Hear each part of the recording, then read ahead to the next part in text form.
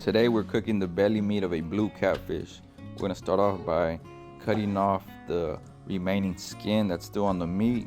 We're gonna make sure we cut off the most we can of the bloodline that's on the meat, and if there's any bones, we're gonna take those off too. You wanna make sure you get rid of all the bloodline because it gives the meat a rougher texture and also it gives it a stronger fishy taste.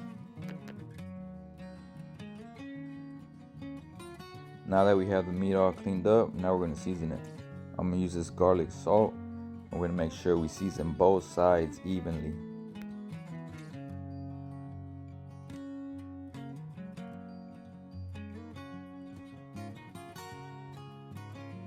I'm also gonna use this hot garlic parmesan to season the meat. And again, we're gonna season evenly the meat on both sides. Now it's time to cook. You want to make sure your pan is steaming hot. You want to hear that sizzle just like you heard when I put that meat on there, in order for your meat to cook even and so the meat won't get stuck on the pan. For the side dish, I'm just making plain white rice.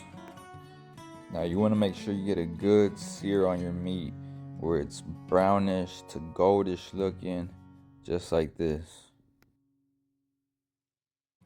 Make sure you get a good sear on both sides.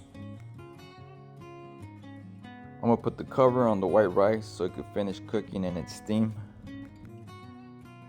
Now that we got both sides seared on the meat, we're gonna take them out of the pan so we can start making the sauce for the meat. Now I'm gonna grab about a quarter of a shallot and we're gonna finely chop it.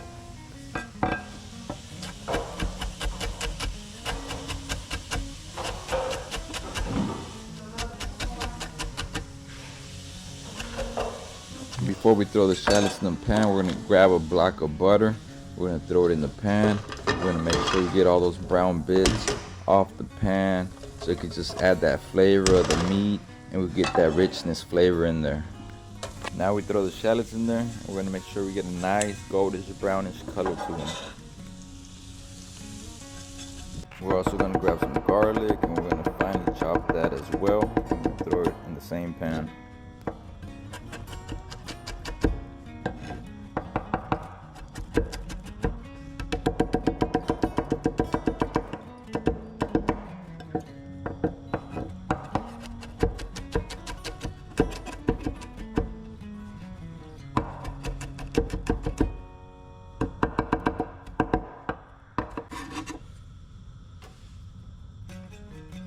So we got the color that we wanted on the shallots and the garlic. Now this next step, I did not record it, but after this, I added red wine vinegar, reduced it, and then added heavy cream, reduced it, and then I added this smoked paprika to give it that smoky spice flavor. Now I just kept reducing for a little bit longer to get that thickness that I wanted on the sauce. Once I got the thickness that I desired for the sauce, I added more butter. Butter always makes things way better. Gives it a richer flavor, and also I squeezed half a lemon in the sauce as well.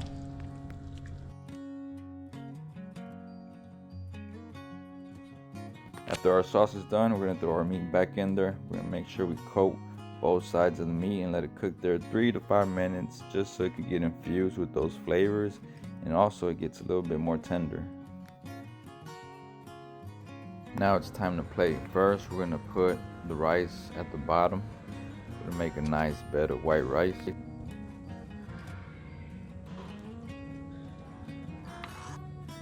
We're gonna lay that beautiful belly meat right on top of the rice. I'm gonna pour that sauce from the pan right on top. We're gonna top it off with some fresh herb using cilantro, and we're just gonna garnish it with a lemon, and it's ready to eat.